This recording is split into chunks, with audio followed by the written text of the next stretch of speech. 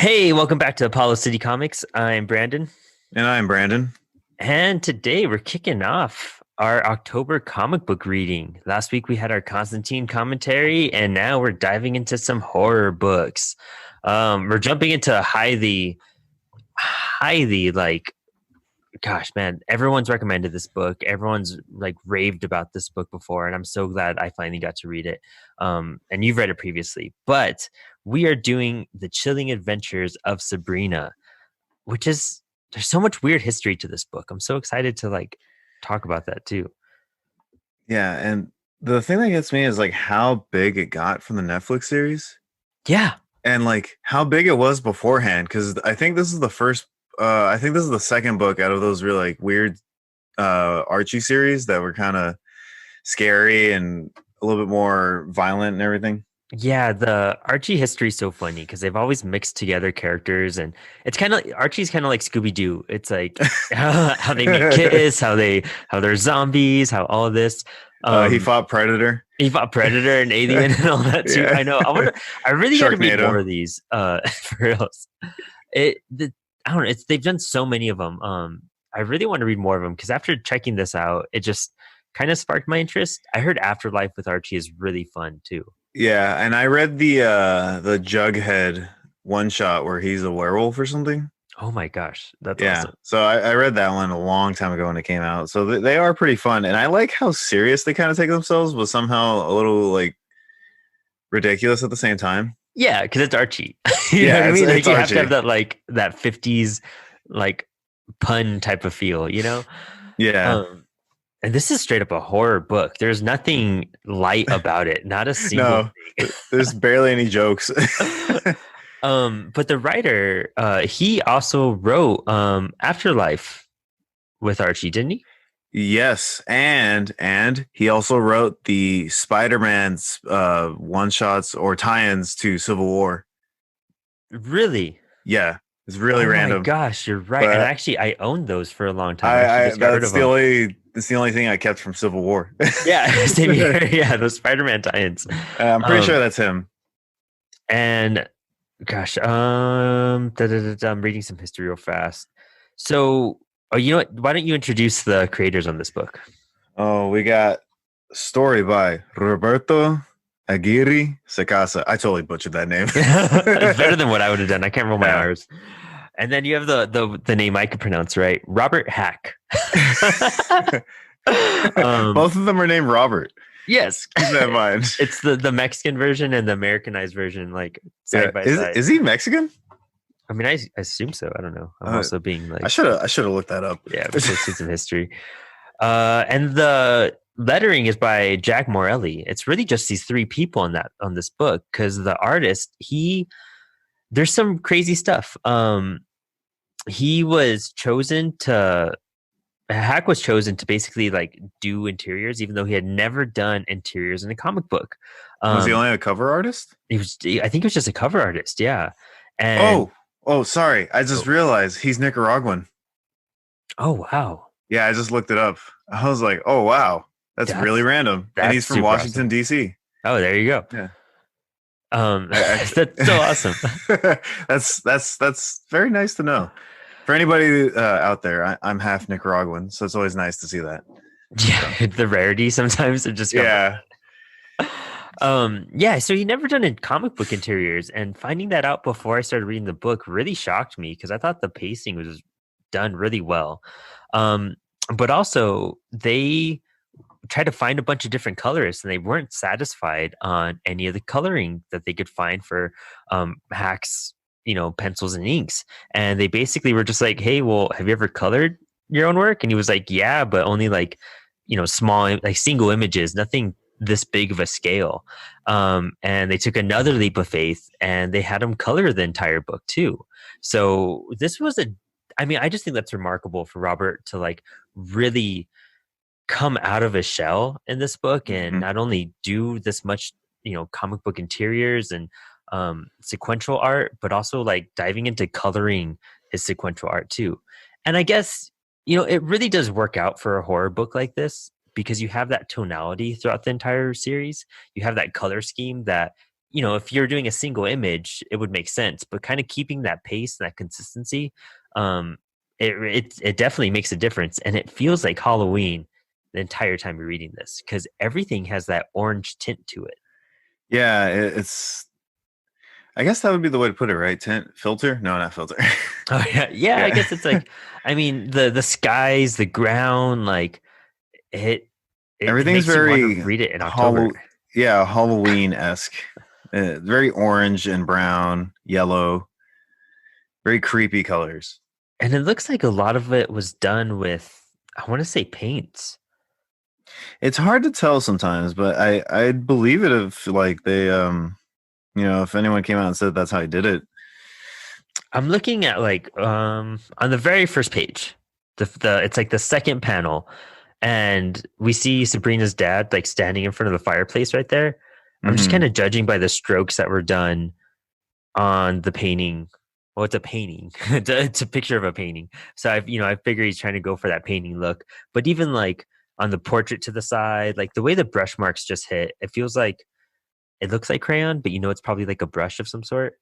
Yeah, it's more than likely a brush. If not, he's doing some crazy Photoshop work or whatever program he's using to. Yeah, honestly, yeah. Um, I would love. I don't know if they show the pencils even in the back pages. Do you know? No, the back pages. Well, at least the version I have, they save it for a lot of the TV show stuff. Oh wow, mine doesn't Uh, have let me anything about the TV show. To let tell me you the truth, see. I'm gonna go check right now. my back Let's pages see. have variant covers and Oh wait, no, one. never mind. They're right. They're here. Oh wow, Yeah, yeah, it's but there's no colors. It's all rough sketches.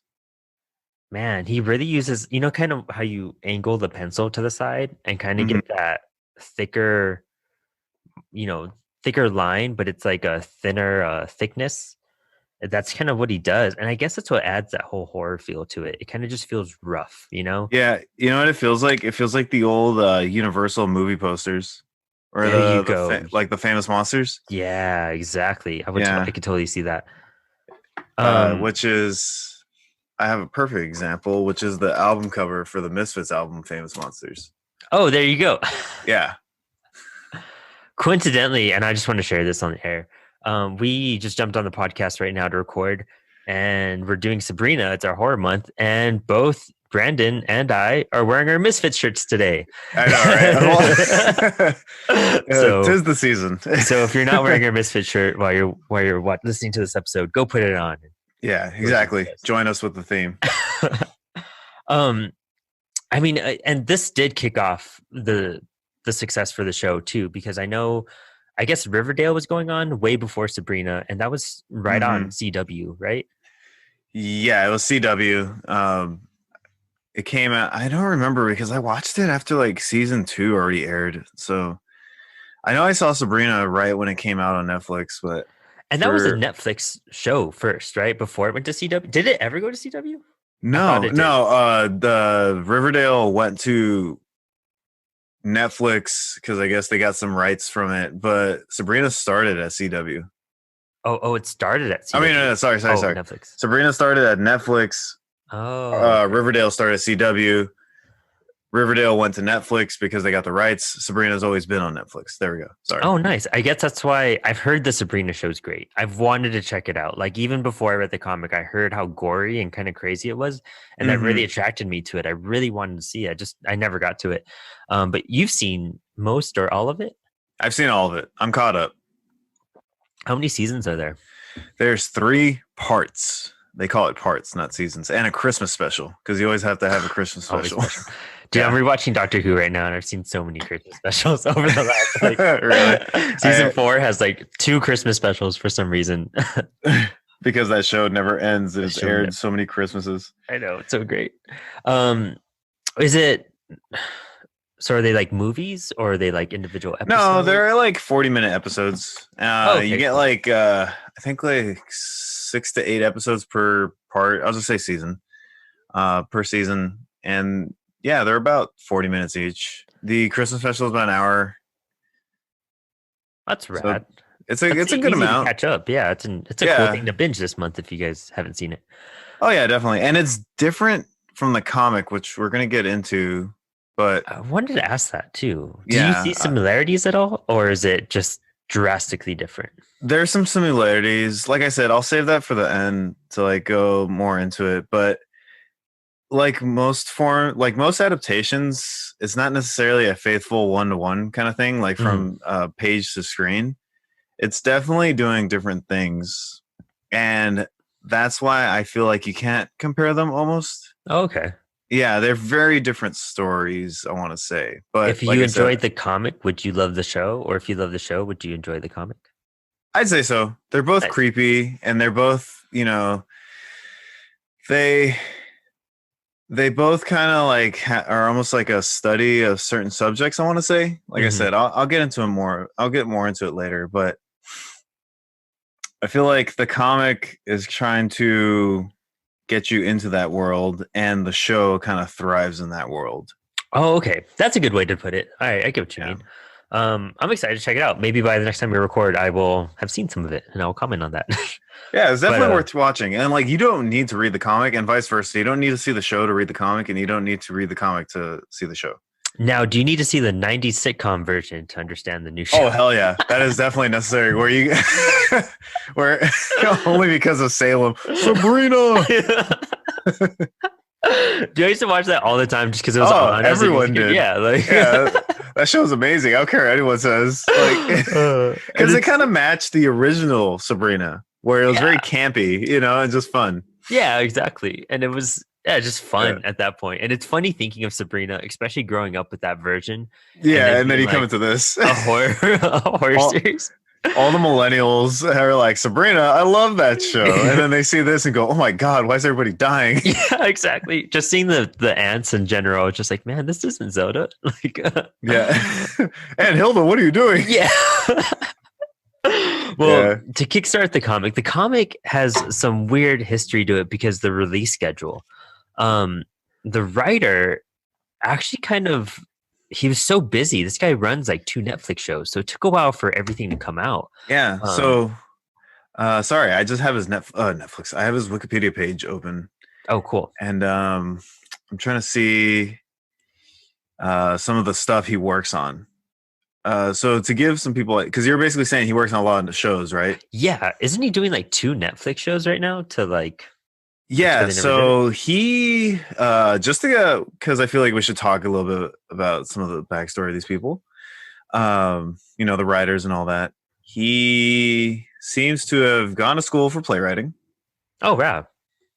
Let's see. He works in comics. Of course he does. And he's worked on Glee, Big Love, and Looking, whatever that last one is. And he is a series developer on Riverdale, Katie Kane, and Chilling Adventures of Sabrina. Oh, wow. So he is a busy, busy man. And he's worked on a buttload of comics. Really? What else? What other series has he written? Well, according to this Wikipedia page, as of today, he's worked on Marvel Knights, Nightcrawler, Sensational Spider-Man, which is that Hmm. Civil War stuff, Man Thing, Secret Invasion, Fantastic Four, Angel. Is that what I think? Oh no, okay, it's not the Buffy Angel. Oh, that's what I was thinking of. Yeah. Yeah, it's X-Men.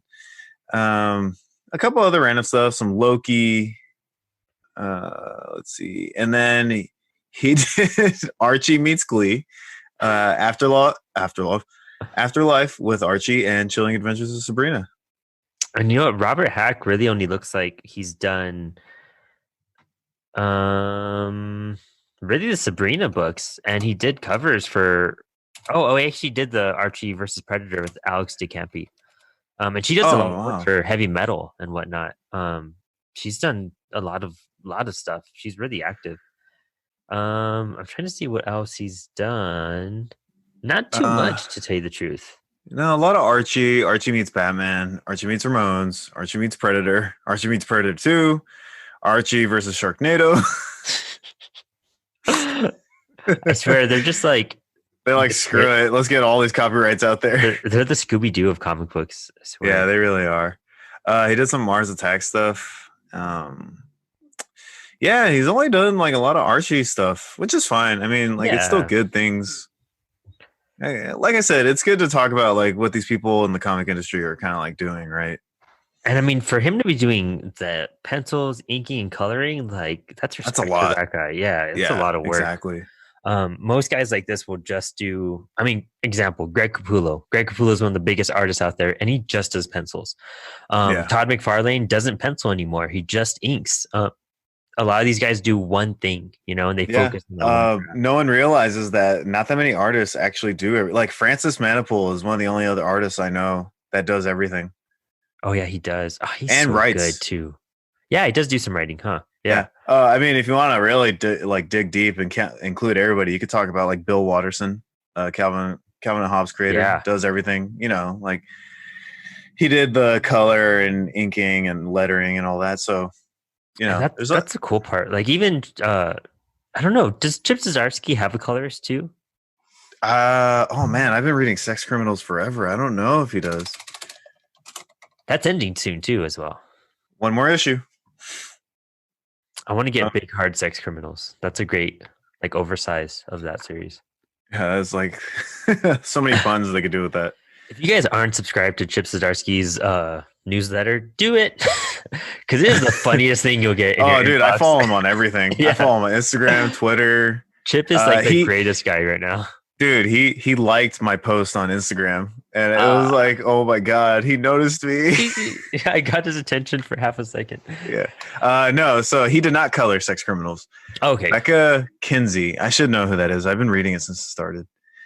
I have volume 1. We'll do it soon. It's a fun book, and it's basically about like volume 1. Just real quick to sidetrack, it's about masturbating and opening up new dimensions. So or stopping time. I think stopping time. You stop time. Yeah. There's people that get other powers later on, but awesome. Yeah. Well. We're talking about Sabrina, right? Yeah. We're talking about the Sabrina book now. Yeah. More adult themed stuff. Well, let's jump into the comic. It kicks off. Oh, that's why we're talking about the format. Yeah. You go into Sex Criminals and get all distracted. Yeah. You're like, remember, this is a Sabrina episode. We're in Halloween right now. It's a pretty long. Every issue is kind of oversized compared to a traditional comic. They're about 30 plus pages. The first volume that I have on Comixology that I'm reading, it only has the first 5 issues, and it's like 163 pages. That's bigger than your traditional 120 page graphic novel. And that's really because that's only 5 issues. Traditional series are 6 issues. So there's a lot of really cool stuff that they got to do with this and kind of expand it. And it doesn't feel drawn out at all. I feel like every issue progresses the story really well. The first 5 are kind of leading into stuff, and then I believe issues 6 and 7 are kind of like backstory issues, and then issue 8 kind of, I wish I could say wraps up stuff, but it continues back into the story. Yeah, it's supposed to lead into things. Yeah, and it's a heartbreaking part, but we'll get to that. But man, it starts off in 1951, October 31st, a year after, what's his name? Theodore Spellman has had his first child. And dude, what an awesome beginning. It is the creepiest, like, Sabrina origin. I don't know if I've ever heard another Sabrina origin. Have you? No, it's not like I'm like reading Sabrina religiously. So this is, to my knowledge, the only origin story I know of as well. Yeah, like I think they addressed it maybe in that 90s. I want to find it in the 90s sitcom and just see how different it might have been. We should just do a commentary on a random episode. Yeah, I'd be so down for that, just to see what it's like. But basically they're getting I don't know, it's insane. The mom takes Sabrina because she knows that they're gonna kind of convert her into being a witch. And she's running through the woods, and basically like Sabrina's mom is immortal, and Theodore Spellman is a wizard, and his backstory is insane. It's so cool. It was one of my favorite issues. And they basically just like, we need to take your daughter. And they end up taking Sabrina and kind of knocking out her mom, and she winds up in an insane asylum. Yeah, he basically he does like a crazy, almost I want to say lobotomy on her. Yeah, just by touching her head. Yeah, like just grabbing her, and boom, she's in the Hearthstone Clinic for the mentally unwell. Yeah. Oh, and they call him Edward, not Theodore. Theodore is his middle name. Oh, okay. There you go. Yeah. And after that, we kind of pick up this first issue is all about Sabrina growing up. And every year on her birthday, which is October 31st, um, she kind of like grows into her powers more and more. She starts, and all of a sudden, her father's missing too. They don't really explain it, but all of a sudden, he just disappears. Mhm. Um, and she's just living with her aunts at this point. And she's always kind of waiting for her dad. And you find out, we don't find out till later why or how, but her dad is trapped in this tree. And I think it's one of the coolest panels because it's just his face, like in the center of the bark, and it's all warped into it. And he's just like in the middle of nowhere with that. Yeah, what's really cool is like the panels kind of like build up to it too, where they zoom in slowly, talking about how he's thinking about her every minute, Yeah, yeah, and yeah, it, like exactly. makes it creepier. It's kind of like if you're watching a scary movie, like slowly zooming in. You know? Yeah, yeah. And I mean that's what I mean by his sequential art. His pacing is really good. His facial Yeah, expressions are great. Um, this is another story where he's just a great storyteller. With his artwork, you could really follow the pacing really well. And also we yeah. get introduced to Salem, the cat. The best character ever. Yes, dude, that was my favorite character in the show. Everyone Uh, loves Salem. yeah, it's just adorable. And now that I have a cat, I'm just like, this is cool. I can Yeah, appreciate this more. yeah, I get it now. Yeah, exactly. And kind of just, the first issue kind of goes through her life and how she, if she was bullied, they'd do some witchcraft and it would scare the kid away. Kind of gives you an idea of their powers, of how they're kind of telekinetic in a way. Um, and her just growing up with the struggles and stuff. And we're also introduced to her cousin, who I don't remember ever being a character. And he really, even his presence in this story isn't that prominent either. No, you're talking about Ambrose. Yeah. Yeah. I just know him from the Netflix show. So Does he have like a part? Because I feel like in the comic, he's just kind of like in there to kind of fill in some like exposition sometimes. yeah, and kind of like a voice of Reason, reason kind right? of thing. Yeah. Yeah. In the show, he plays a bigger part. It's also the show has had more time to develop its story. You know, there's more Yeah. episodes than issues at this point. So a lot of these characters are in the show. It's just they have, and we're talking about the Netflix one. Hmm. Um, but in the show, they everyone kind of has their story and gets fleshed out a little bit more. So in the book, I feel like they're there for certain story beats, but they don't get enough, like, I guess you could say, page time, page space. Yeah. Yeah, I could see that. Yeah. Um, and it kind of zooms up. They kind of fast forward everything to just kind of get you caught up to speed to her being about to turn 16. Because she's one when the book starts, and now it's 1964 at a certain point, and it's cool. I really love all the music memorabilia they have in the background throughout the whole book. You Mm-hmm. see, like the Beatles, like Elvis, like they really keep that great like 50s 60s theme, um, homaging it back to the original creation of Sabrina. I guess. I Yeah. don't know, we probably should look this up, but do you know when Sabrina was first published? Yeah. They have it in the deluxe edition, the first issue, and it came Hmm. out in 1962. Oh, cool. So that's Yeah. rad. Okay, cool. So that's a little nod to it, you know. I let me find the page. I'll get to it, but I believe it says right here, like, oh, read the first appearance of Sabrina, which came out in 1962. Yeah, Nice, sweet. Archie's Madhouse number 22. Man, I wonder what that book goes for now too. Who knows at this point with the amount of adaptations and how popular it is. Yeah. It and did the show end? Did it have an ending? It's supposed to continue. Oh, okay, cool. Well, that's Yeah, interesting. Also with her cousin, you are introduced to his what are they called? familiars. Familiars, and they're like Yes, two cobras, which is and pretty it's cool. super cool. And you actually get their backstory along with Salem's backstory in later issues, which we'll get to. But I thought that was like a really cool thing how they have the witches and wizards have these familiars. Yeah, Um, I think they're called warlocks, the male witches. Warlocks, yeah, they are called Yeah. warlocks in here. Yeah. Um, Yeah, it's kind of funny seeing the wizard and warlock difference, like how like specific you need to be sometimes with different mediums. Yeah, it's always a little different, but I don't know. I guess everybody follows their own rules how they go about Yeah. that. Yeah, honestly. And it kind of if we finally get introduced to Harvey Crinkle, who kind of seems like the jerk jock in here, but he's going to be Sabrina's love interest for the series. Good old Harvey Kinkle, It's such a goofy which name. I know. Crinkle. Mi- Mr. Kinkle, what are you doing today? Yeah, yeah, right. Yeah.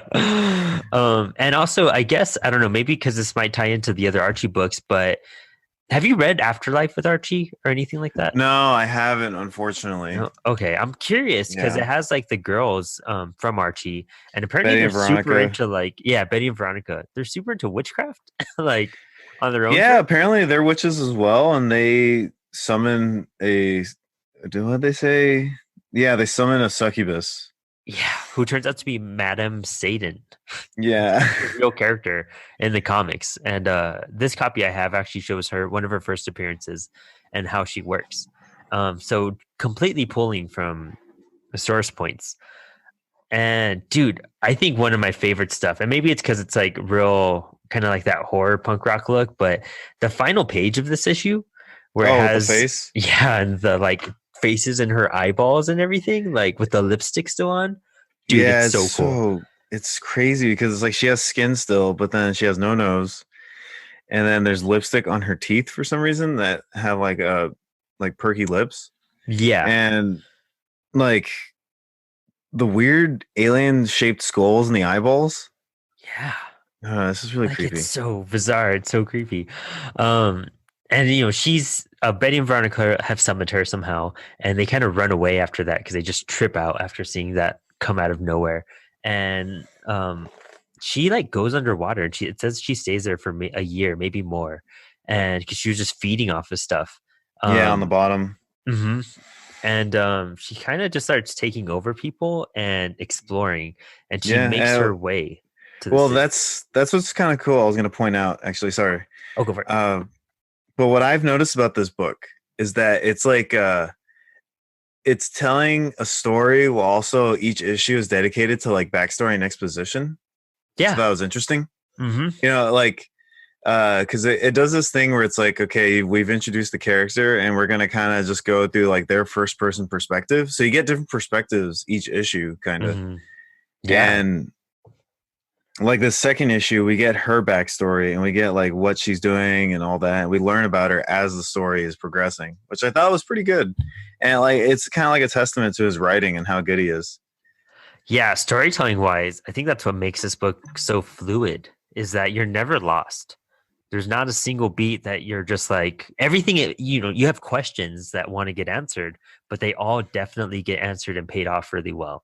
Um Yeah. and to do that with like no familiarity with these type of characters, it's a cool thing. Um Because you're right, absolutely.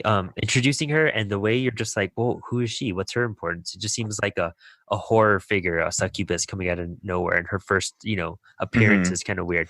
But then the way they evolve her and kind of demonstrate her powers at the same time, and that's also the cool thing. You kind of see how strong these witches and warlocks are in Oh yeah. comparison. And like the succubus, for instance, like she like steals someone's face, Yeah. which is crazy. It like really Yes. creepy when you think about it. Cause like I don't know. It's to me like what's really creepy is how everything else about her is intact. Mhm. Like, let me just point out that like I don't know what it is with this book, and maybe I'm wrong. Maybe I'm like reading into it too much, or maybe I'm just the way everything is drawn and the way everyone talks. It's like this really strange sexual tension going on.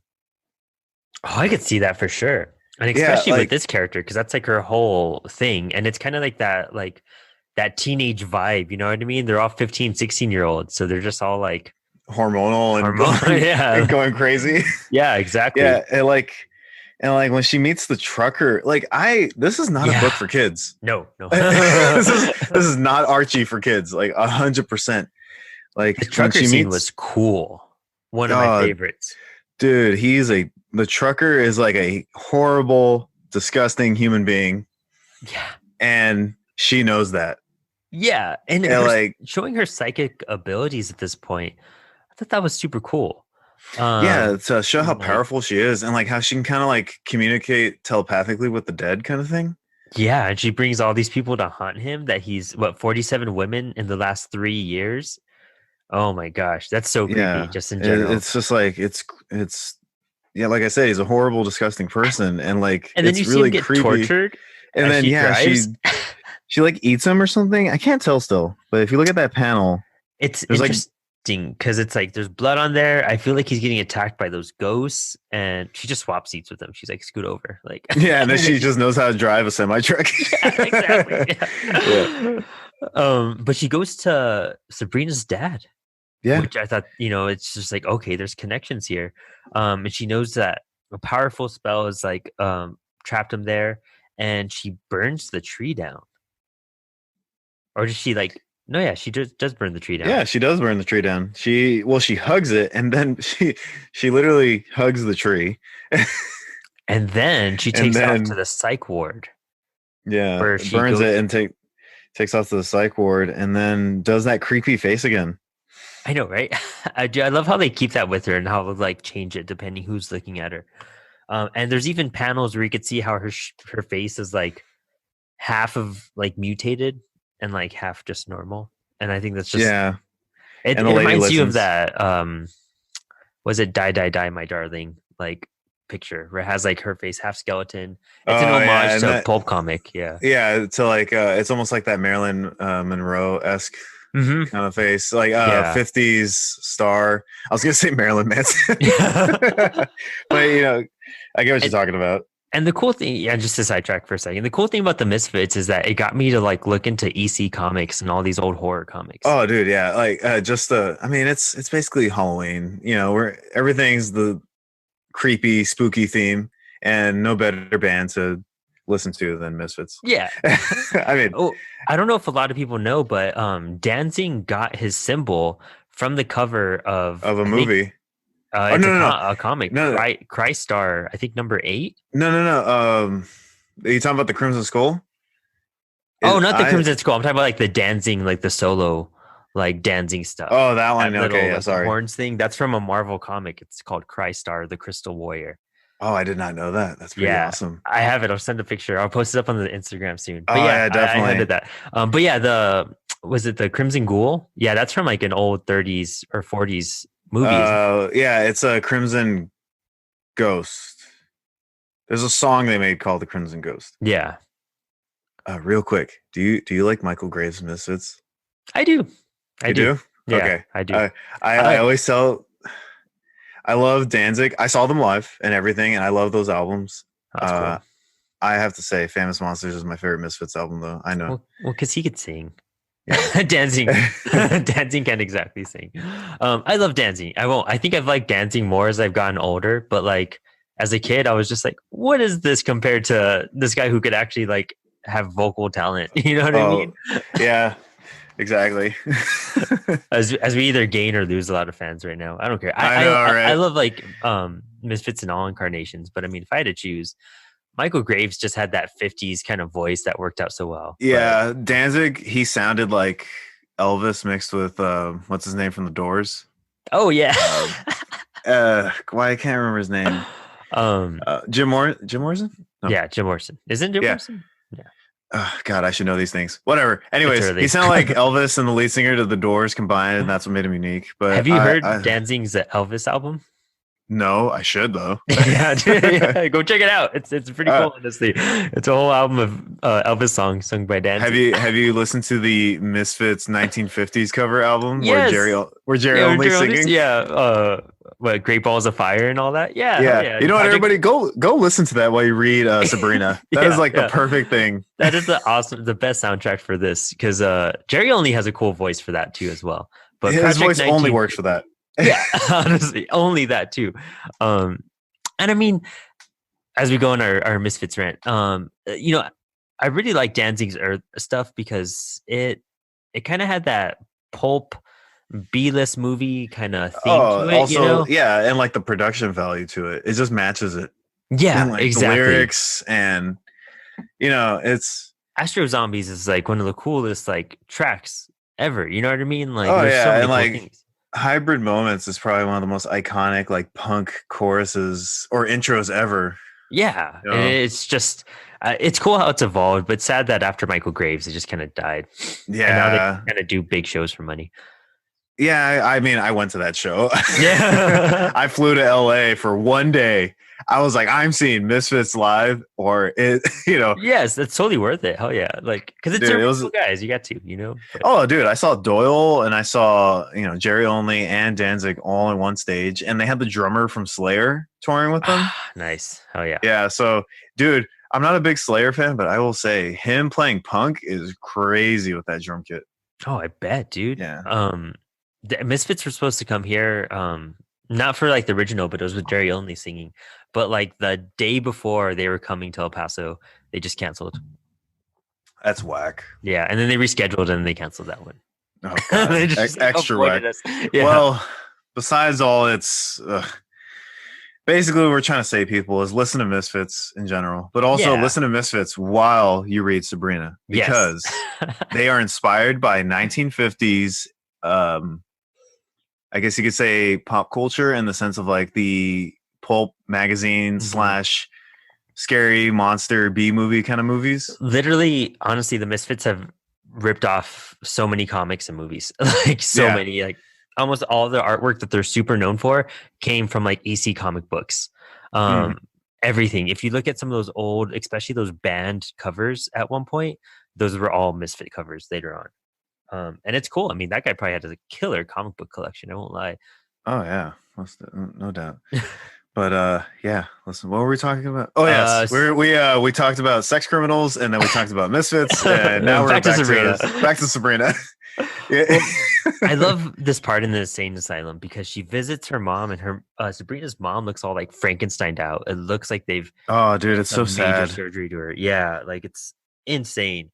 And this witch is trying to figure out like what's the best thing to do with you. And you find out that Madame Satan was actually dating Sabrina's dad Yeah. before Sabrina's dad started dating Sabrina's mom in the psych ward. And dude, this chick, Madame Satan, jumped into a lion pit because she was so depressed. She was. It's like he's like, I am not with you. I'm with a mortal, and she's like, oh my god. And then I was like, you just threw yourself in a lion pit. She says, what did she say? She said, I transported myself into the zoo's lion pen right before feeding time and embraced a swift, if painful and bloody demise. She did it to embarrass him. Yeah. Or perhaps to make him feel guilty. Yeah. And she went to a circle of hell that is reserved for suicides. And they're called faceless, and that's why she doesn't have a face. Ah, nice. Yeah. So wondering what she would do to her if she ever came back to Sabrina's mom directly. And it's crazy because she's like, I could kill you, I could do all these things to you, but you know what I'm gonna do?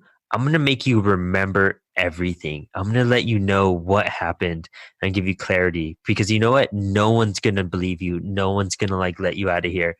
So you're just gonna live in misery. I was like, damn, that's brutal.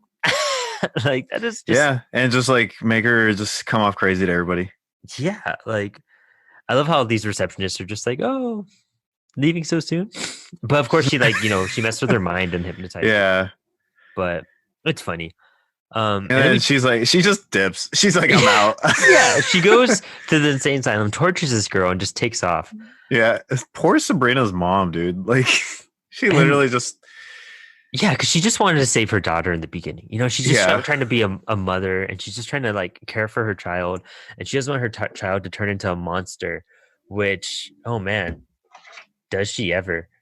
And we jump back to Sabrina. It's a week before her 16th birthday, and the thing about her 16th birthday is that she has to choose if she's going to stay immortal or if she's going to become a witch. Yeah, embrace the light or night, something like that. Yeah, and I was like, damn, that's a heavy burden to put on a 16-year-old too. You know what I mean? Not to mention high school. Yeah. And it another cool scene. While Madame Witch is traveling through to get to Sabrina, because she discovers, I think she does discover where she is, right? Yeah, she Yeah. goes to Greendale. Um, she has these two guys like kind of fight for each other for the honor of buying her a drink, and they like slit each other's throats with the bottles. Yeah, they and fight to death for her honor to buy a drink. and we could probably skip the next few pages. It's just like a nightmare scene with Sabrina, and they kind of get like go back into seeing her mom, who's just like, there's witches, like they have my baby and there's witches, and they think that she's even gone crazier because now she's just flipping out at her surroundings and what she's realized. I guess she didn't know that that what's his name, Edward, was a warlock. No, you're talking about Sabrina? Oh, yeah, her mom. Oh yeah, her mom. She finds out later, so she didn't know in the beginning. Basically, Yeah, that's insane. And talk about some baggage in a relationship. yeah, honestly. And it basically Insert. turns into a whole like a play thing where it's kind of the setup to be like, okay, so how are we gonna get Madame Witch and Sabrina to meet and to make this like flow correctly? And they use that whole like, oh, there's a play going on, because it's like the big thing that that goes on in high schools and whatnot at that point. And they make Madame Witch the theater teacher because they kill off the other one. Yeah, basically, that's essentially what it is. Um, It's I want to say in the show it's pretty similar up to that point, but you get it a lot sooner. I guess you okay. could say. Yeah. But, Yeah, and she takes over that, and that's how she's like infiltrating the school to get to Sabrina. And those are just like the first two issues. Which is, I mean, it's such a smooth setup though. We understand that the beginning of Sabrina, her powers and abilities. We see the villain introduced right away. We see her powers and abilities and her backstory and her like thirst for revenge and to get back at like the guy that left her and who had a child with another woman. yeah, And now she's just like, I'm just gonna screw with this kid then.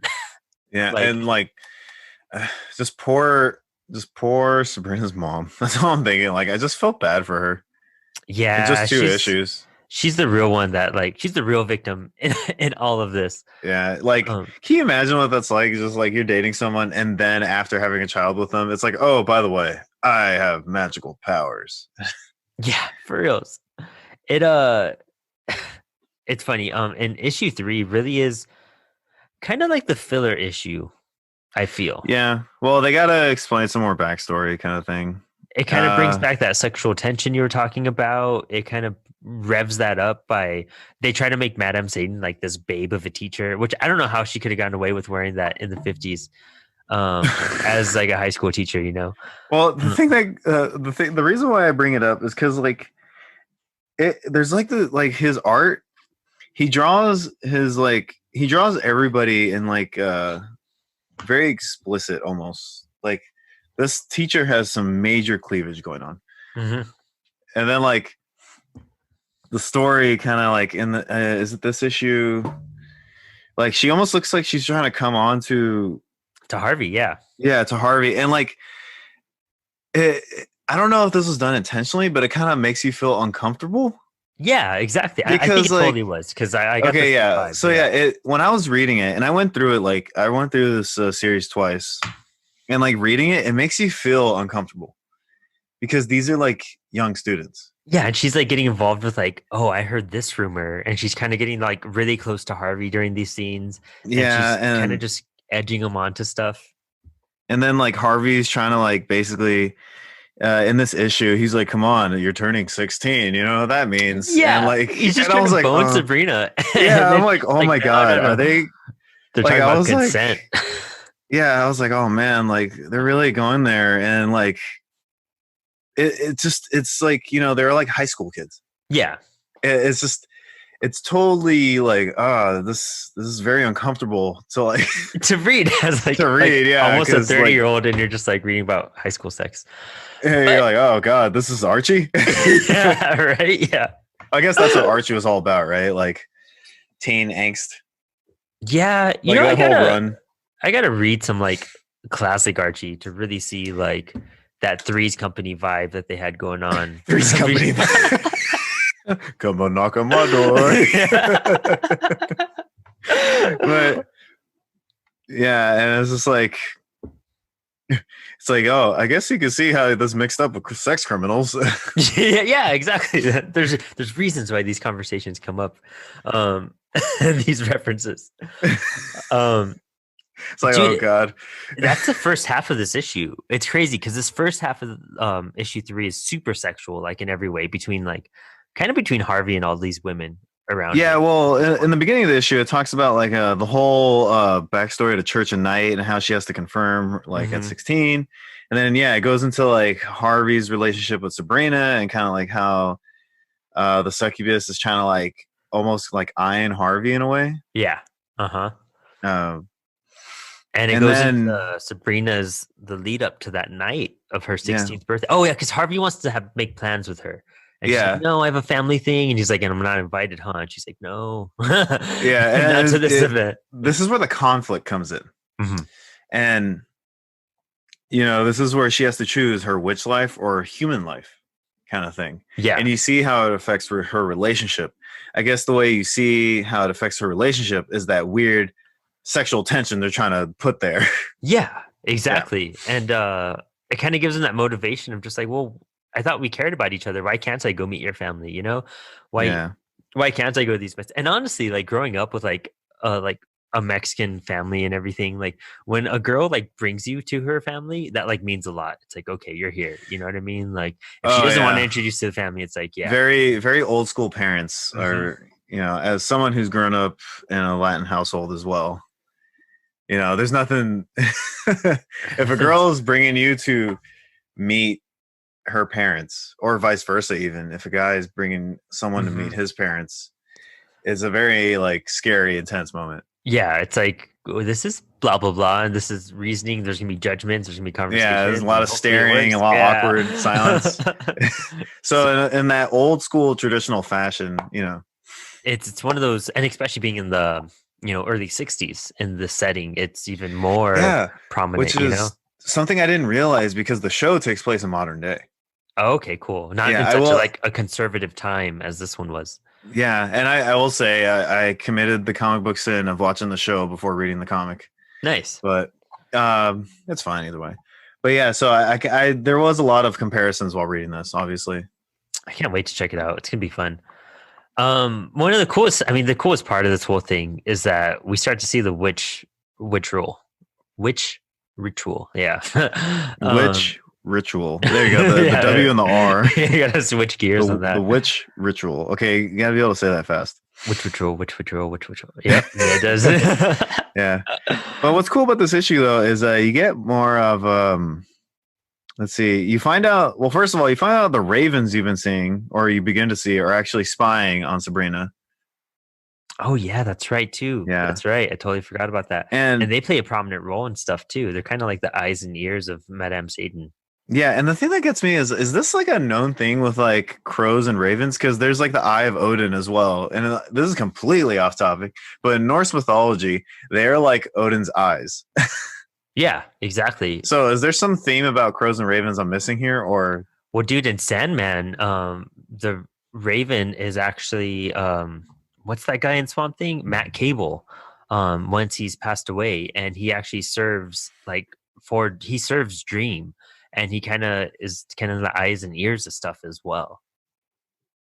oh, well, maybe there's something there that I'm Yeah, not, you know, well, never maybe mind. once we get to Sandman, we get to explore that. I want to see Yeah. how Matt Cable dies and how Neil Gaiman was able to be like, I'm going to use Matt Cable as a main character in Sandman because Matt Cable was introduced in. I don't know if he's in the Swamp Thing show because I haven't seen all of it, but Yeah. no, okay. Well, he's in the first volume of the original Swamp Thing, and he's like the Oh. prominent character of who's chasing Swamp Thing to get to, Or maybe he why. is, and I just didn't realize that was him. I Uh, gotta. we're gonna watch it I'm soon. pretty sure. Yeah, we'll watch it. But anywho, ravens, crows, And Satan. So they and Satan. dude, So many Satan comes keywords up. to this episode. Yeah. We put them Go as ahead, tags sorry. on it. I love how they put Satan like so much in this book, and he always kind of looks different. And his incarnation here, he has this like skull, like was that like an not even like an ox head or something? I don't even know what No, that it's is. the lamb. or Oh, the whatever. lamb's head. The There we go. goat, Yeah, the lamb, goat goat. head. Yeah, And it has like a giant mortal body and these black claws with like the hair coming out everywhere. Like it's such a yeah. tripped out. It's It's such a pretty cool creepy. version. Yeah. Yeah. But she has to commit herself and sign her name in his book and become his handmaiden. And she's about to do it, but Madame Satan had told Harvey is it Crinkle or Kinkle? Kinkle. Kinkle. I thought it was Crinkle for some reason. Harvey Kinkle, he was told by Madame Satan earlier in the issue that, oh, I don't know, like apparently Sabrina's going in the forest with her friends, and so he shows up out of nowhere. And right as she's about to sign her name, as she's covered in blood to Satan's book, he's like, Sabrina, what the hell are you doing? And then Sabrina, He's like Sabrina. I just saw the cleavage of our our teacher. What's going on here? Well, just because it wasn't like a major detail, honestly, but like in this issue, she's like, dude, look they're at popping me. out. Yeah, those things are about to slip out the bra. And like you see the guy in the panel like looking at her too. Yes, exactly. And he's like, oh hell. Can you imagine being in a football game and like your teacher that's like, I don't know. Yeah, like your teacher that's coming on you, like, is just like, look at my cleavage. Yes. Yeah. We're in a theater. You want to come perform? Yeah, I run the theater. I forgot her name already, but the name of the lady she took over. Oh yeah, I just know her as Madam Satan. I always forget. Well, it'll pop up right now. Yeah, but yeah. She got his attention that way when you really think about it. Yeah, if you're gonna distract someone like that, and but there's that, and she also gets her broom in this issue. That's like the other things we kind of glossed over because these are long issues. Yeah. So, and that's pretty much issue 3. I mean, it's cool. It brings that tension. It brings like the purpose why Harvey goes to not stop the ritual, but he comes across the ritual. Yeah, it's kind of like, can you imagine being 16 and like, so imagine you're 16 and you're trying to just hang out with your girlfriend and she's like, I'm gonna go disappear, but then someone tells you she's in the middle of a forest, like doing something. Would you actually go there? Yeah, right. Like, what do you do at that point? White people, honestly. Insert meme here. Yeah, the guy reading the book says white people. Mm-hmm. Oh my gosh! And it's funny because it's funny because Harvey's kind of like drawn to this teacher, and then he catches Sabrina and he starts running because he sees all these witches and Satan, and then he's just like, this reminds me of this time that I was running because I found a whole bunch of porn in a tree stump and I got stopped by these guys when I was like 8 years old. This is the only part of the series where I'm like, this is a little awkward in the writing, but personally, this is like, I'm running for my life. I haven't run through these forests since I was 8 years old, though. Back when I found porn in a tree stump. Yeah. Okay, like first of all, look at the titles of these magazines: Spicy and Foxhole. And I guess it's like what, the 50s? Yeah, so it's like there's one called Rack and one that says one. Okay, so one's called Rack. There's like the little shelf there. And one's called Man, and one's called Sherp. Sherp, and it's a girl like all tied up in bondage and everything too. Yeah, and then there's also Swap or Swope, SWOP, whatever that means. Yeah. Oh my gosh, yeah. Some of these titles, it's cool that they actually put a little effort into some of them. Yeah, and like I guess in the 50s, if you're trying to hide your porn, you got to hide it in the forest. Yeah, straight up, dude. I don't get it though. Like, what if it rains? I mean, then it's all the gone. pages just get stuck together or something. Yeah, like I guess it's just wet. Like, I feel like there's a better way to hiding this thing. Yeah. That's just me though. Because do you guys have a box? Like, but apparently, an 8-year-old kid just found it all. Oh, it's funny. And the 3 characters are like your generic, like kind of 1950s bullies. You have the guy with like the grease hair and the leather jacket. Then you have like his kind of chubby friend that's like kind of tougher, and the skinny like mechanic looking guy and everything. Yeah, and they're basically just like, we're gonna kill you, kid. Why are you looking at our porn? Yeah, like this again. This seems really strange and a little like a little weird almost to read. Yeah, because like you gotta, out of context, you got like an 8-year-old kid looking at porn, and then like these 3 grown men or teenagers like, we're gonna kill this 8-year-old child reading porn. Yeah. What if this was your first issue of Sabrina? Like, and you're just like, oh.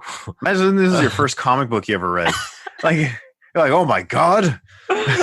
Well, what was that book that came out in the 50s that ruined comics? Seduction of the Innocent? Yeah. Yeah. Oh my god, it is true. Is Um, that what it's called? I don't remember. I think it's called something like that. Yeah. I always hated that book. I just picked up a book called The 10-Cent Plague, and it's about like the downfall of comics during that time. I can't wait to start diving into some deep comic book history in that. Yeah, it's Seduction of the Innocent. But I didn't know about that. It's called 10-Cent Plague. Yeah, I'll show you. I'll send a picture of it. But I found it in like a little local bookstore right down the street from my apartment. Oh, cool. Yeah, it looks like a lot of fun. But well, Harvey is running, and then he comes across Sabrina, and she's kind of just like, "Come to me, Harvey. Like it's safe." And it turns out the witches have found him, and they all try to stop Sabrina because they're blaming her, saying like, "Why did you bring him here?" And she goes to get Harvey, and he's been eaten alive, dude. This is one of my favorite panels. Harvey being held by the witch, and his tongue just like Venom style, like hanging out. Well, he has no lower jaw, and his whole chest like exploded. It's great. It's so brutal. And then she sees like the life that they would have had together, like going to prom together and graduating and getting married and having a baby and moving into the city, having grandkids and kids and all that. And then that didn't happen. Nope. Instead, there's like a manhunt looking for Harvey because he's just disappeared, and that's where we meet the Riverdale kids. They all you see Archie and them. Mm-hmm. And that's where we get Veronica and Betty, who meet Madame Satan, and she runs up to him and she's like, "You remember me now?" And they are just freaked out. And I'm wondering if this is like a tie-in kind of to like the other Archie books. Maybe they do a sacrifice, and you know, it is implied and it does connect to this. So that'd be kind of cool. Yeah, I got to read the Afterlife stuff. I'm pretty sure there's some sort of tie-in here because he was in charge of all of it. I'm super interested in it too. Like after reading this, it has to be. And then they keep on implying like, oh, Sabrina hasn't eaten. She can't sleep. She feels guilty. She can't admit to anyone what's happened. And her aunts were like, steak and eggs, one of your favorites. And she's like, are they eating him? Harvey? Well, they do eat people. They used to, at least. Oh, really? Yeah. Ooh, that's awesome. So maybe I wouldn't be surprised, dude. Oh, dude, that'd be wild. And dude, look how like gruesome that meat looks. Oh, like I know. That bite of steak. Again, this book makes you feel uncomfortable in so many ways. Dude, and honestly, the artwork, artwork on the entire way through is so good. And it's crazy because you have scenes that like, you know, when stuff is getting bad, you look at the background colors, like that vibrant red that'll happen, or once it's kind of mellowed out, it's at that orange. That visceral red, if anything. Yeah. And when things are kind of more like kind of grounded, real world normal, it has like a blue background, and it's only for select panels too. Mm-hmm. Other than that, they're kind of doing a manhunt, but they blame it on those 3 guys that were stashing their porn in the forest. They're like, you stashed porn in the forest. Dude, and look at them now, like as adults. It's kind of funny. The dude, they all look just like washed up, drunk.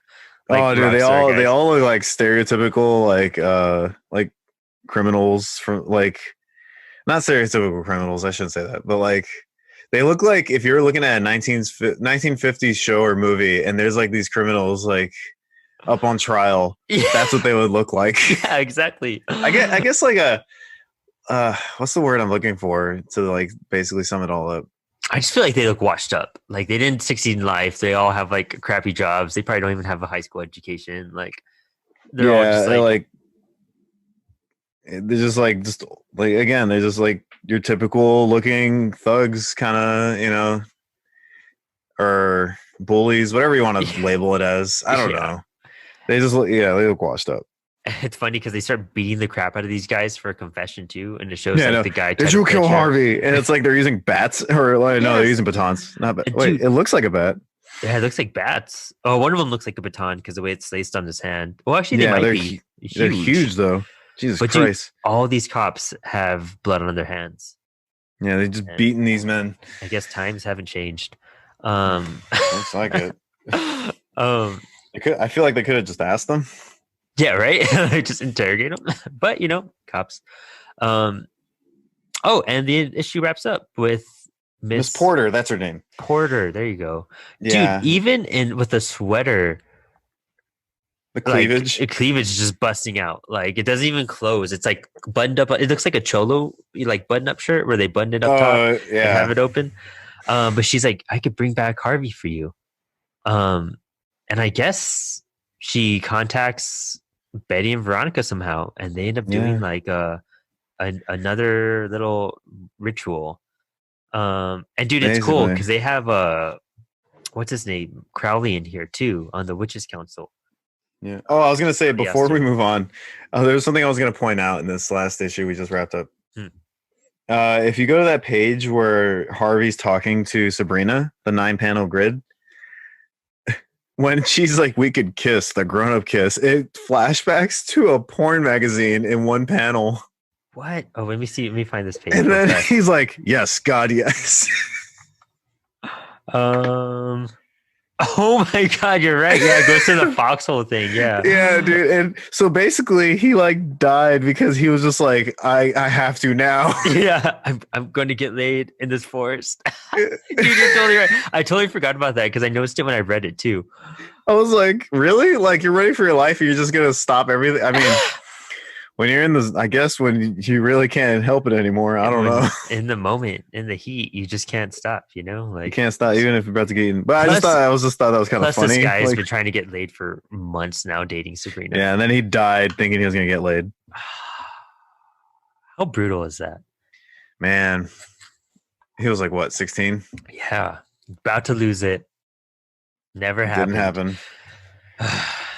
Well, issue 6, she gets presented in front of the council, and Aleister Crowley is like the head of the council, and I think that's a cool little reference to point in. Oh, for, it's issue 5. Oh, it's issue 5. Yeah, yeah. Issue 5. And she's put on trial, and it's kind of it starts flashing back to a similar trial that her father was put on, and her father even talked to. It looks like he's summoning some sort of Cthulhu like creature in his defense, like when he's just like, "Do you want me to ask the man himself?" And then they summon. I don't know. It could be Satan. It could be like this Cthulhu like character. Well, you find out later. Oh yeah, you do, huh? Yeah. But But the trial kind of goes smoothly for her because she has help. She goes through all these little rituals that, like, if she gets stabbed in the hand, if she bleeds, she's guilty, or there's something else too. it was put your hand in this burned. pot, and if it burns, if you stabbed and you bleed. And it's funny because if you look at the parallel, and I thought this was probably one of the coolest issues, and this is one of those things that comics do better than any other form of entertainment. If you don't mind me ranting just a bit. Rant. I will All love right. this. Because we all love comics, and this is why they're amazing. But if you go to page, for me, it's 124. It's the one where she has to put her hand in the pot, Oh yeah. and you feel if it's like burns, it'll burn your hand. If you look at the panel right below it, it's Veronica's hand on fire, burning, Mm-hmm. and the caption is commenting on Sabrina's hand not burning. Yeah. But then there's this like contradictory image, and this is like, again, the beauty of comic books. So hear me out, everybody. There's this thing where, and it's made by Scott McCloud, not that he's official law or anything, but he's made it understandable that there's an interdependentality between words and image, right? Mm-hmm. So what this allows is we read one thing that's accompanied by the image on the same page, even though they're not necessarily connected, they both have the same idea. Yeah. Yeah. And on top of that, comic books are a medium where the image is on a flat surface and we see it all at once, and we actually read it. And, there's a certain order to reading it, but everything is on the page at once, and we see it all happening at the same time, basically, if we look at the whole page's entirety. Whereas if this were the TV show or a movie, you'd have to cut scenes and completely cut from one image back and forth to the other scene, or one image to the other, one scene to the other, however you want to put it. And that disrupts the flow of storytelling to a small degree, unless that was intentional. Yeah. And again, with comics, we see it all happening at once. We see it all connected, even though they're not, the image and the words aren't necessarily in correlation with each other, but they're contradictory, kind of makes them in correlation, if that makes sense. Yeah, exactly. And that's what's, of course you could do like a voiceover, like in a show or something, or in a movie, but like having that placement of the words, that description that you're used to seeing, the caption to the image, describe the other scene at the same time. And they do, if it's done right, it always pans out. You see it all the time in comic books. But it's one of those like awesome tricks that's just like, it works so well. Like exactly showing this isn't happening, but it is happening right that moment. Yeah. They're literally talking about two different things. Yeah. Yeah. And it connects. It's the word with that image and giving the other an alternate like definition to those words, and it just enhances that storytelling so much. Those parallel movements that flow with the words and the images. Yeah. And I think it's a simple gesture, and there is another caption box that like explains meanwhile in the forest, but it's still like, it shows how strong storytelling can be in comics, and how you can manipulate the page. Sorry. Totally right about like having that whole image right in front of you too, because you don't need to read all the words, and you could still see this flow that's going on. Even without the words, you can see her dipping her hand into it and the other hand burning, no matter what, but adding the text on top of it, it just adds that significance to it. Exactly. And I mean, you could read into one page and talk about it for like 30 minutes easy. Oh yeah. But like the other thing we don't realize is that there's 6 panels in this page. 5 of them are dedicated to Sabrina's story, but the biggest panel on the page, the biggest one on there, is the one showing Veronica's hand burning. Yeah. Like to show the significance of that. Yeah, exactly. So, and maybe I'm reading it wrong, but that's how I see it.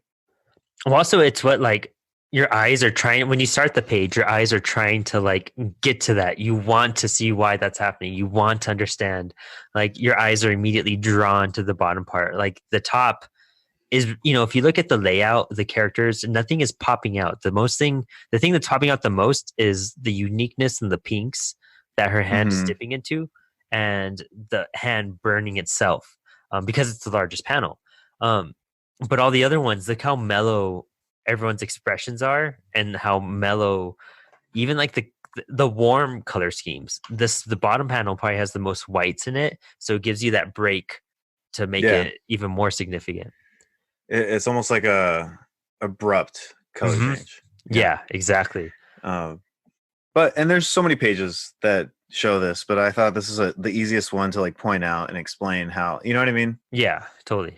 Yeah, it's, man, again, such a good artist, dude. Like for his first time doing interiors, how you wouldn't have ever guessed, honestly. That's great work. Is, if you could see a story without the words, that tells you something. Yeah, exactly.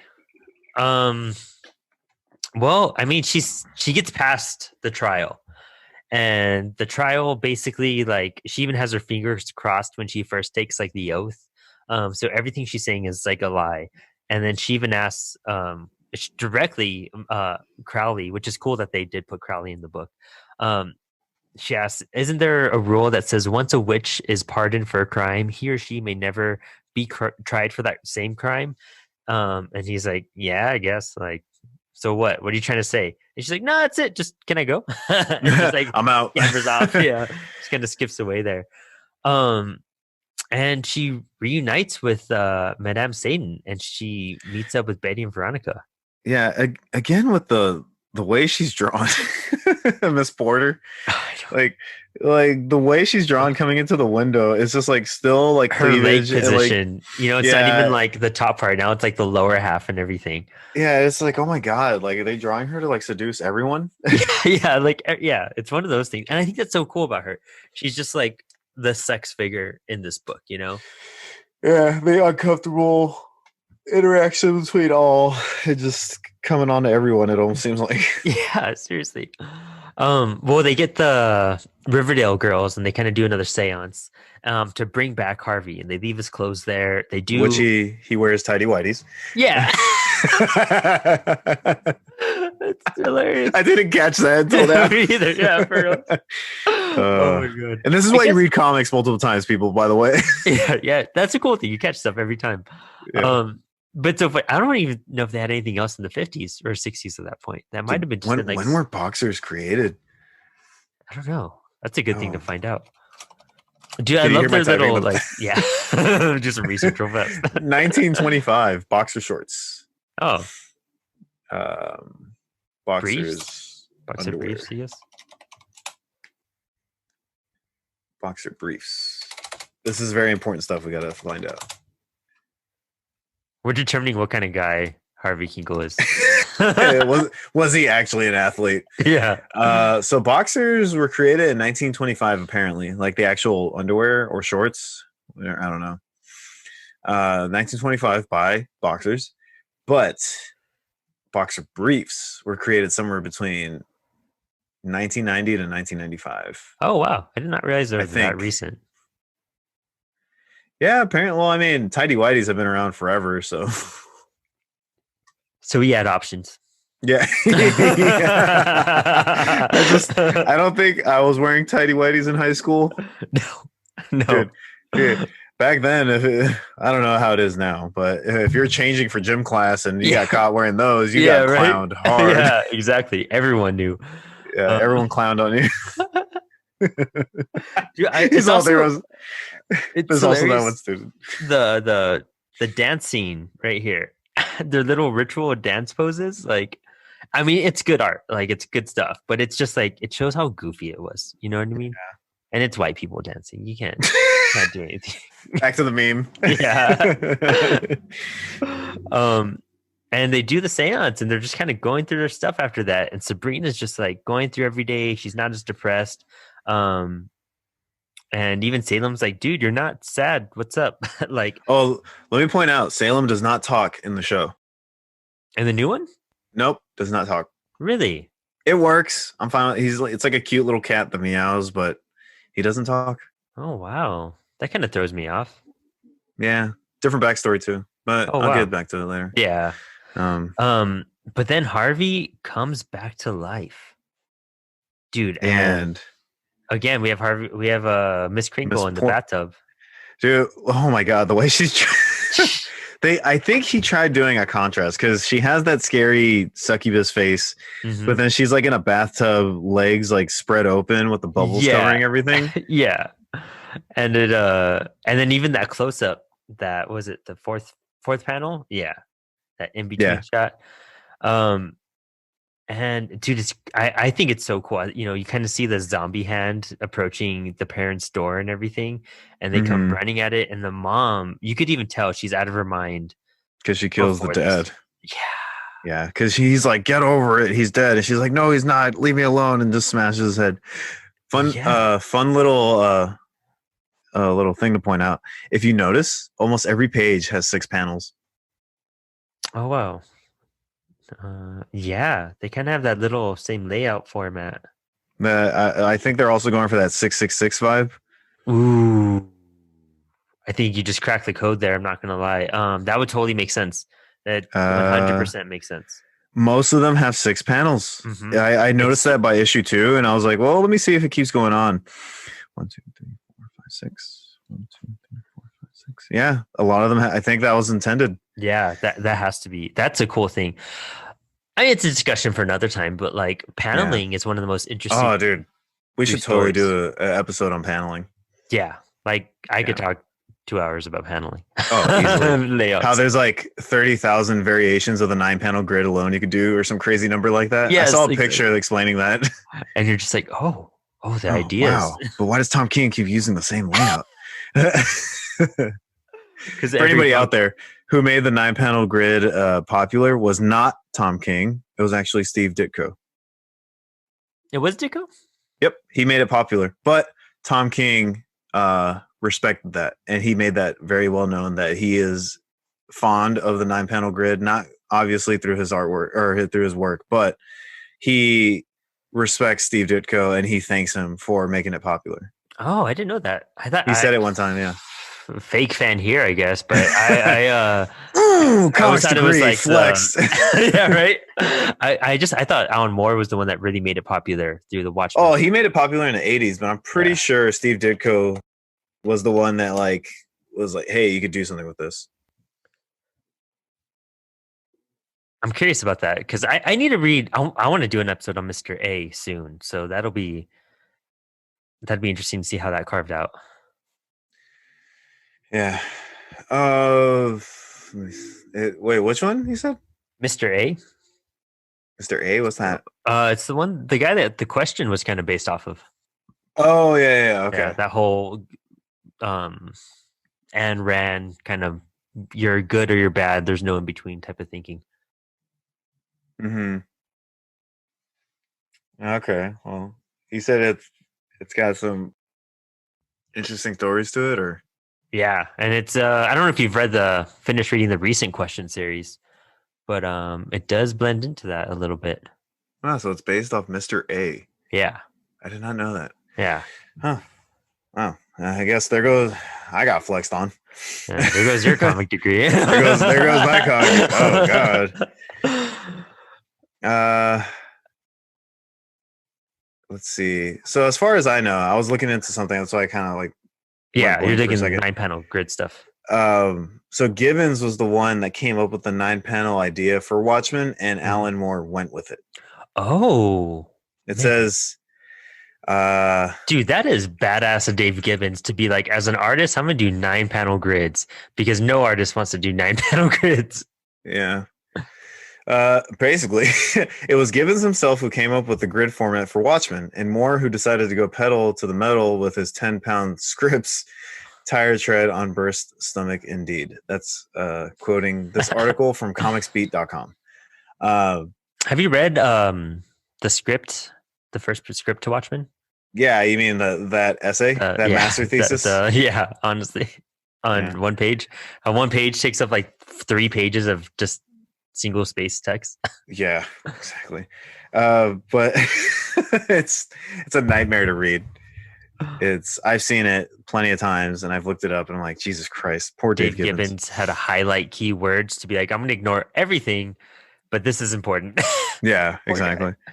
Well, to wrap up this issue, Harvey Kinkle is at his parents' doorway and he is just like, what's up, Mom? And she's tripped out. And he's like, I'm not Harvey. Yeah. I'm Edward. Which is such a cool, even the way he enters the room is such like classic TV horror. You know what I mean? Yeah. Like, nah, dude, you gotta make it like a sitcom where he goes, "Dear lady, my name is Edward." Insert laugh track. Yeah, right. Or insert a Seinfeld bass slap. Yeah.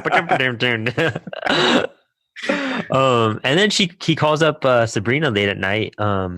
And Dad is dead, and Mom looks like she's beaten and screaming.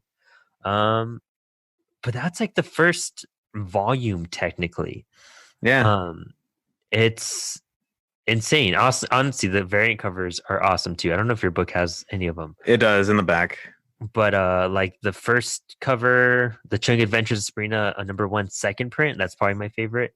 And that Creepshow homage is, I gotta find that because Creepshow is one of my favorite. Like, let me look at the back of the book. Oh yeah, there they are. Okay. Yeah, dude, the issue 4 variant, right? Yeah. That it's good. Such a good cover. I was looking at a lot of these. He did the variants himself, and Francesco, is that how you say his name? Oh, Francisco Francavilla. Yeah, dude, he makes such good covers. Because it really reminds me of some of his work, and also Jock in Witches. Like the art style in here and the color schemes and everything really feel the same towards that. Like very similar. Oh, you know what? It's funny. I know which one you're talking about. The deluxe, the occult edition of Sabrina is the one that has everything in it, and it has the TV show on it. Yep, and I hate that. I hate it. I hate it. I hate it. I would hate that too because this artwork is too good to replace with like a Netflix TV show cover. Yeah, for anybody out there, the occult version is the only collected version of the hardcover book, or the only hardcover collected series edition of this series, Yeah. with all the my favorite kind of hardcover, when it's a nice hardcover and you have, and I personally like my hardcovers without the slipcover. That's just me. Oh, really? Yeah, I mean, Like if they the come, Image comic style with their deluxe editions. yeah, I don't like the whole slipcover because they get ruined, and they're nice and all, but Well, I take maybe I them just off don't. when I read it. Like I don't see Yeah, it. I take them off when I read it, but I feel like it's just it still gets ruined sitting on a shelf. Yeah. Oh, yeah, they do. Yeah. Yeah, Just, you but get cold. the occult version is the only one that has everything together in hardcover with the variant covers in the back, which is my favorite thing to do because then it makes me feel like I don't have to buy variants. And it has all the little bonus features like sketches and all that, but it's like plagued. I know that's a funny word to use, no pun intended, but it's like plagued or like haunted by all the Netflix like Yeah. stuff. That would drive me crazy because it's like you're not buying the Netflix book, you're buying the comic. You know what I mean? Exactly. Like it's not based or related to like that's why I was so curious if it was because of that cover. It really implies that a lot. Um Maybe if they would have got the artist to animate them, maybe it would have been worth it, but that's still like the same thing at that point. Yeah. But Well, I don't know. this next issue is kind of like I don't even know if it's like worth going over. It's probably better just for fans just Uh to read.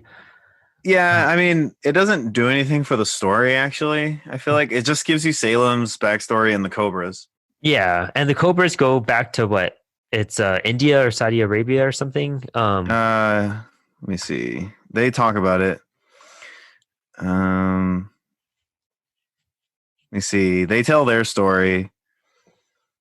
A great, I feel like I'm gonna like butcher this name, but Maharaja, Mm-hmm. Maharaja.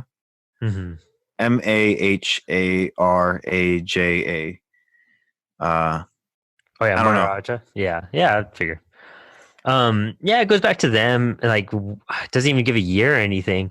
Um, No. Basically, how they were tricked into kind of killing their father's was soon wife to be, and then They instead get of tricked. then they get tricked, and then it turns out that they die, and they kind of get cursed and turned into Yeah, cobras for the rest of their lives. basically. Salem's is cool. I do like how it goes back to the Salem witch trials, and he too was deceived. He got a girl pregnant, and he was kind of just like, "Well, we can't keep it." Yeah, And then, he said go drown it. That's what he said. Like throw it in the yeah, lake. I was like, oh my god. yeah, he was not down at all. Um, and essentially, she kind of summoned the witches, right? Yeah, she did. Yeah, well, she was a witch, and then it turned out Satan was in the barn the whole time that he was Oh sleeping in. yeah, and she's been boning Satan this entire time, and Satan's pissed because he's like, "Hey, that's supposed to be my body for me to impregnate. So I'm gonna turn you into a cat." And Well, she was mad, and then he wanted like what was it? He wanted his blood, but then she gave him his blood through his child, yes, yeah, and then Satan ate it, yeah, that's awesome. and it's pretty intense and pretty Pretty metal. pretty not for pretty metal. He said, Yeah, yeah. yeah. I was trying to think of the word. I was like, yeah, it's pretty metal, bro. No, it's pretty crazy though. Honestly, like It's cool because Satan like transforms throughout the issue. He like every panel he turns more and more into a man. yeah, he turns more bipedal and everything. Mm-hmm. But yeah, pretty hardcore Satan to do. But he ate an unborn baby. And the conversation started, and Salem was even like, "I'm never going to speak about this again. I'll say it once." But basically, he was saying that he's waiting to be turned back into a human. So that's kind of something to look forward to if this series ever resumes.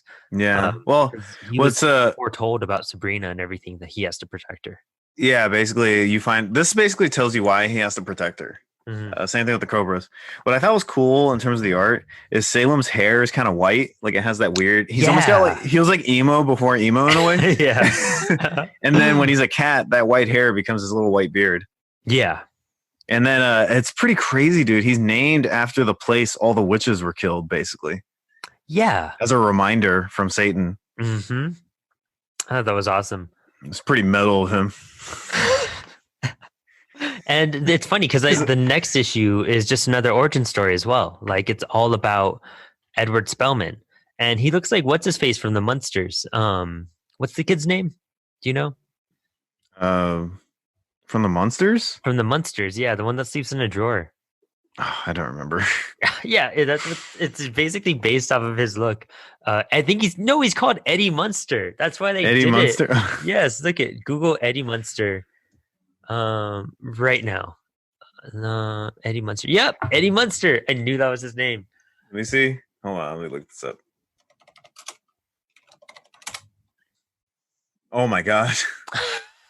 Dude, the Munsters are awesome. I love the Munsters. I never watched them. What? No, we're gonna do a commentary on episode 1. Oh god.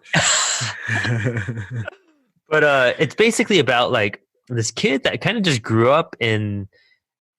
Does he like grew up in the Church of Satan, or was he like grew up in a church and discovered the Church of Satan?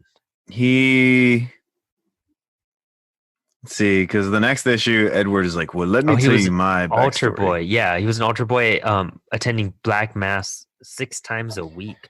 Yeah, and he basically learned how to summon demons before anybody else. Yeah, and he was really good at it, so he kept on trying. And then this like priest guy kind of just was like, "Hey, yeah, like do more, and it'll be worth it for you in your life." And he kept on doing it throughout his life. And he's like, "You need to summon Satan now," and he couldn't. And they were just like, "You're a failure." So he ended up tricking everyone that he summoned Satan, and kind of took over reins of this Black Mass. And it kind of ties into how his sisters are Zelda and what's the other one's name? Hilda. And how they kind of always knew it was like fake. But yeah, he was summoning basically like a shapeshifter demon. Yeah, exactly. And she was kind of doing his bidding, and talks about his connection to Madame Satan and Sabrina's mom. And it leads you right up to the story, up to where he was banished by the sisters.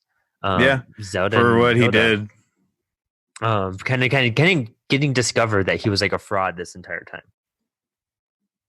Yeah, and then you see how he's put into the tree. And then that kind of just like it shows how he got resurrected as Harvey, wearing the tidy whities again. Yeah.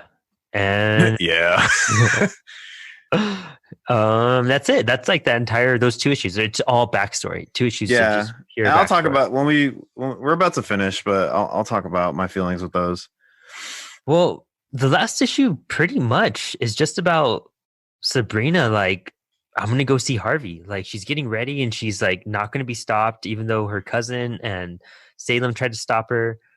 And she meets up with Harvey, and oh my gosh, this is cool. It makes references to I guess those other Archie series where what's his name? Jughead is like a zombie. Jughead's like, get a room, guys. Yeah, like and it kind of reveals some stuff, but it starts the witch war, and she's facing off against her aunts, and they take Harvey.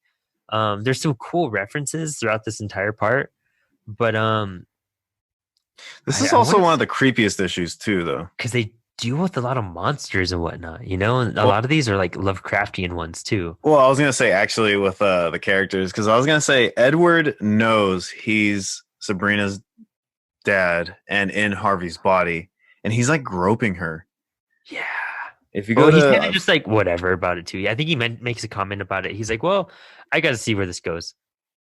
He's like, but certain lines can't be crossed. On the other hand, why not? That's what he says. Yeah. And I'm like, oh my God, like this dude, like is full on, like ready to like sleep with his daughter, his teenage daughter.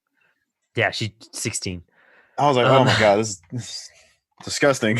You know, we forgot to mention earlier, but Sabrina's especially heartbroken about Harvey's death because she finds out that on her 16th birthday that he was going to propose to her to like get married. And he had a ring. Yeah.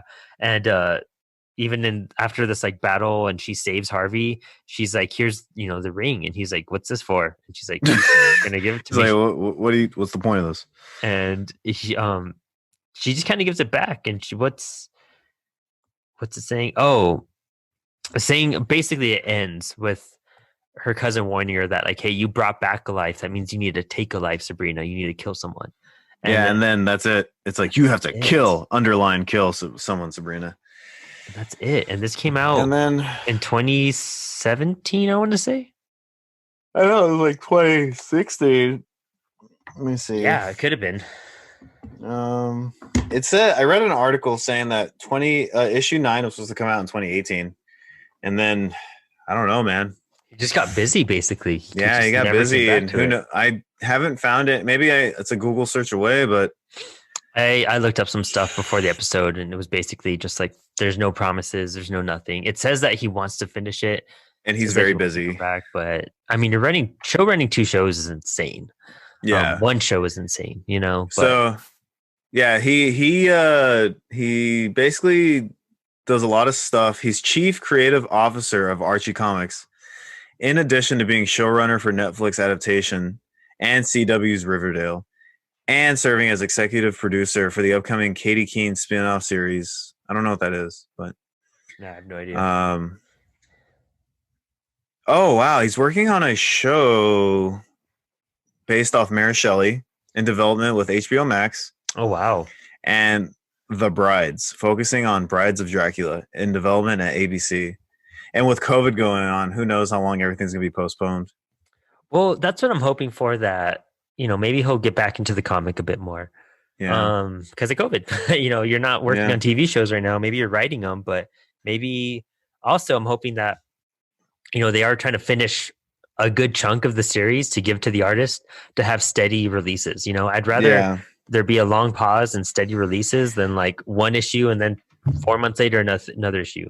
I mean, at this point, if we're being honest, I'd prefer if they just took the time they needed, worked on the series, and just released a giant like 200-page that'd be great thing. I'm fine with that. Like, that's the future of comics practically right now. Yeah, a nice issue 9 epilogue that's like, I'm okay if it costs like $10 and it's like, 100 pages, 150 pages. That's fine with me. Yeah. If it ends the series at this point, because everything's been delayed so much, it's like we just want an ending. And maybe that'd be better for him to just not have to worry about, a serialized series and just have it all done. Mm-hmm. Exactly. That'd be super cool. I definitely would jump on it as soon as it comes out because I got really into the series. It's awesome. It's a hefty read too. Yeah. But I got so I started it. I typically read before work every morning, and so like reading the first 3 issues before my shift, and then being like, man, I got to read more, and then just like not being able to stop. That's the cool thing about this book, is that the storytelling is so fluid, and it everything just kind of builds off of each other, and the way they kind of did those origins in the middle of it, I thought that was great timing. It didn't feel like an interruption. It didn't feel like it was kind of like pointless. It felt like perfect at that moment. Oh yeah, and like the only thing I would have preferred, because I like all 8 issues. I like that it's a small series. If this ended at like 10 issues, I'd be fine with that. Yeah. But what me personally I would have done is the Edward Spellman issue and the Salem issue would have been one-shots instead of numbered issues. I had thought that the Salem and the other familiars, I thought that was a one-shot when I first read it, until I got to like, oh, this is issue 7 now. Yeah, I would have preferred. It feels like it. I would have preferred if they were one-shots, and I like those issues. I think Salem's story is really tragic and really sad, and that makes for crazy storytelling. And I think it's pretty hardcore. This book is not afraid to go to places and be very hardcore and blunt about its subject matter. Well, what I enjoyed the most and what got me really interested right off the beginning is that I think it's like the foreword to the comic that I have. He says that his series, the Archie one, Afterlife with Archie, that's his love letter to Alan Moore's Swamp Thing. I did not know that. Yeah, and we're going to be covering that next month, so I'm super excited to kind of get that vibe again. And I can see it with some of the monsters and like some of the vibe to some of the in that series, and also that, and this makes sense too, looking at the Cobra's backstory, is that Sabrina was his love letter to Sandman. Oh, I was like, know that. I get that whole little horror vibe and all that type of stuff. And I mean, Sandman's my favorite comic book, hand down. Um, so it just entranced me because of that. But it's just the connections and similarities you subtly see within them. It's Hmm. you could really, it really You could see it. resonates. Yeah. Yeah. Okay. Um. I did not know that.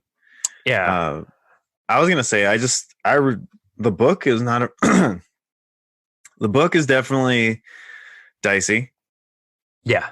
in my opinion. You know, like it's not super hardcore, but like the Like all the what's implied and the imagery and like yeah, and like even like the backstories, like Salem's, like I know we were talking about it like as we were reading it, but like Salem's backstory is pretty hardcore. yeah. Like Satan was like he ate a baby. He named Salem after a massacre. Mm-hmm.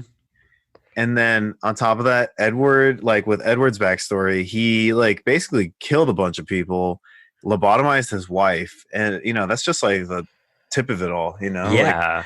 this is very hardcore stuff. And Sabrina's just like a teenage girl in love, you know? Yeah, in Like the middle. that's yeah, and she's having to face these huge life decisions and she's having to go through high school and it's kind of like that Peter Parker syndrome she has. Yeah, except a Um, very horrible version of it. yeah.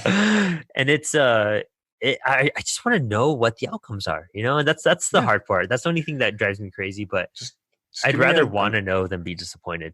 just give me a massive number Oh, 9 issue at this yeah, and point. wrap it up and just call it a day.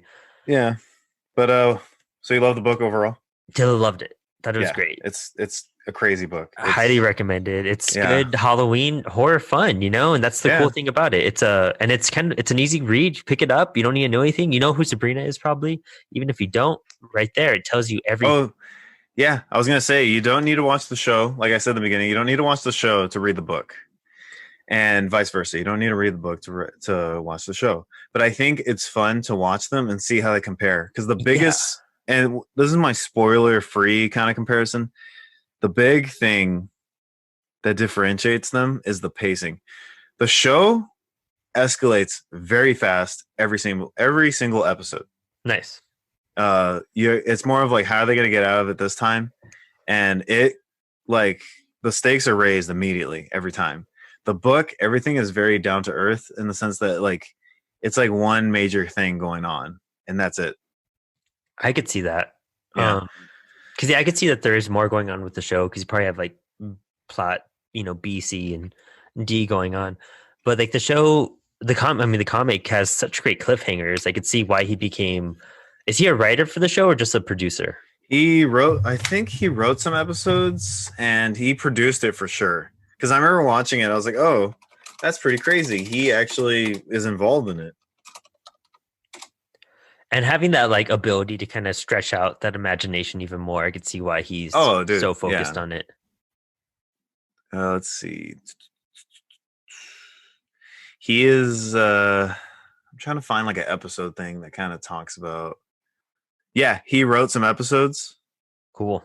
He wrote the pilot. He wrote he wrote a bunch of episodes. He's not the only writer, but he wrote some episodes on his own, and he had help with some people writing episodes with him, and he had some other people take over. So he wrote the pilots, like the first episodes of each season, and then he wrote like the final episode of each season.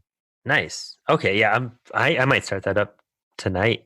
I'm really hyped to check out the show. This that's the cool part. This comic was so good that it makes you want to see this adaptation. And I've heard great reviews about the adaptation. And just knowing it's the same creator is just more incentive to go check it Support out. him. I mean, Mhm. that's you know, maybe I have a bias here, and this is me ranting again, but you know, Roberto is you know, he's Nicaraguan, and I'll be honest, someone who grew up in a Nicaraguan household, you know, that's groundbreaking for me on a personal level. Yeah. Oh, I could see that totally.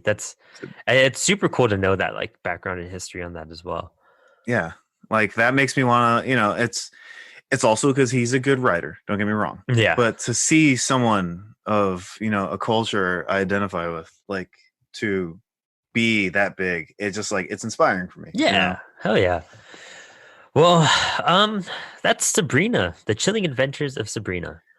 Anything else to add? I think I'm pretty topped out on that. We ranted a lot. We all learned about sex criminals, the history of underwear. That's sex criminals, everybody. Yeah.